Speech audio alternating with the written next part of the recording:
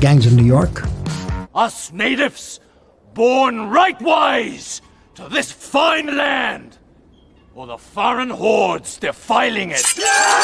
Well, Gangs of New York comes out of those cobblestone streets around that church on Mott Street and Mulberry Street, and also coming off the other element that I grew up with really was the Bowery. At that time, the Bowery was what you call now homeless. At that time, really basically alcoholics, guys dying in the streets, basically. Very, very difficult place to grow up around and in. And so, but there was something about that Bowery and something about the neighborhood and the way the buildings were created in the cellars.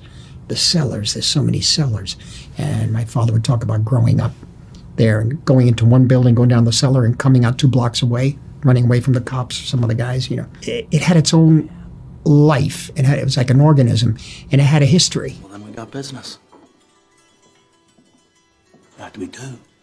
With Leo DiCaprio was interesting because De Niro, we were acquainted with each other when we were 16 years old. So because of my relationship with him going back to when we were 16, he experienced what I experienced growing up. So he's the only one I know who's around that and who was working in that capacity that knows who I am, where I came from, and the world we were in. He then called me and said at one point, he just made a film called This Boy's Life, and he was working with this kid that he cast, named Leo DiCaprio. He said, he's very good, you got to work with him someday. And Bob never really used to tell me that, work with somebody, you know, just we'd go from picture to picture if we worked together. And DiCaprio liked our pictures, came together, and they said, why don't we, you've always wanted to do Gangs in New York.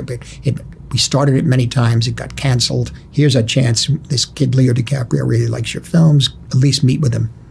And he was willing to go whatever I could do to make that film. So that's how it all started, with him coming off of Titanic and a couple of other films. Then we convinced Daniel Day to get into it as Bill the Butcher. And Daniel Day is a very intense and very specific actor. And what I love about working with him is that Daniel has a thing where if he starts, he stays in that character. People think it's kind of a mystique, but it really makes sense. And also, because if I'm talking to Bill the Butcher, and in between takes, it's Daniel, I'm still talking to Bill. He stays in that character, and he'll be one of the other actors Irish, and he's not supposed to like the Irish, and, you know, he treats that person that way. I don't give a tuppeny fuck about your moral conundrum, you meat-headed shitsack. And they said, why is he? I said, that's what that is. Just, we're not playing. I mean, we're playing, but we're living it. And so he's very good that way. DiCaprio's another way entirely. And he comes at a character from every possible angle.